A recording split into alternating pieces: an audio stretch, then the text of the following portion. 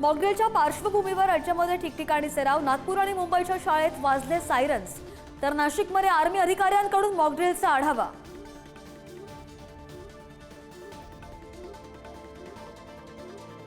मॉकड्रिलच्या पार्श्वभूमीवर केंद्रीय गृह सचिवांची राज्याच्या मुख्य सचिवांसोबत बैठक। बैठकीनंतर सर्व मुख्यमंत्र्यांची ब्रीफिंग होणार।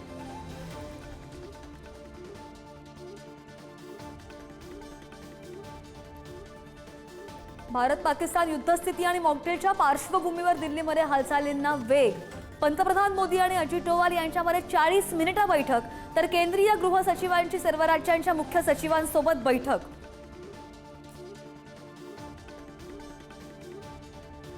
दहशतवाद विरोधी कारवाईसाठी कतारचा भारताला पाठिंबा। कतारचे अमीर शेख तमीम यांचा पंतप्रधान मोदींना फोन। दहशतवादाविरोधात पूर्ण समर्थनाची ग्वाही। युद्धाच्या भीतीमुळे पाकिस्तानच्या हालचाली। पाकिस्तानी लष्कराचा ताफा भारतीय सीमेवर। पाकिस्तानच्या लष्करी ताफ्याचा व्हिडिओ व्हायरल। पाकिस्तानी लष्कराच्या ताफ्यात हलक्या तोफांचाही समावेश। राज्यातील स्थानिक स्वराज्य संस्थांच्या निवडणुकांचा मार्ग अखेर मोकळा। 4 महिन्यांमध्ये निवडणुका घेण्याचे सुप्रीम कोर्टाचे आदेश। 4 आठवड्यांमध्ये अधिसूचना जारी करण्याच्या सूचना।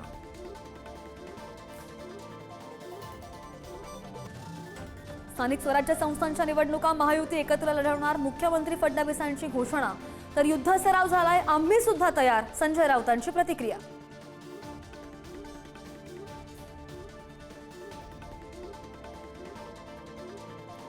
चौंडीला अहिल्यादेवी होळकर स्मृतीस्थळासाठी 681 कोटींचा आराखडा मान्य।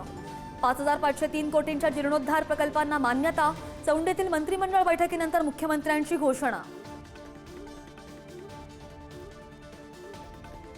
राजर्षी शाहू महाराजांची आज 103वी पुण्यतिथी, मात्र राजकारण्यांना शाहूंचा विसर।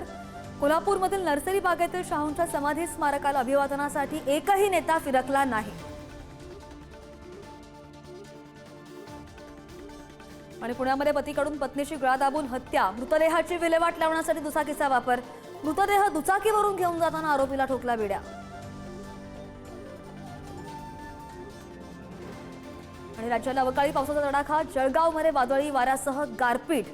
नाशिक, अकोला, नंदुरबारमध्ये सुद्धा पाऊस। शेतकऱ्याचं मोठं नुकसान।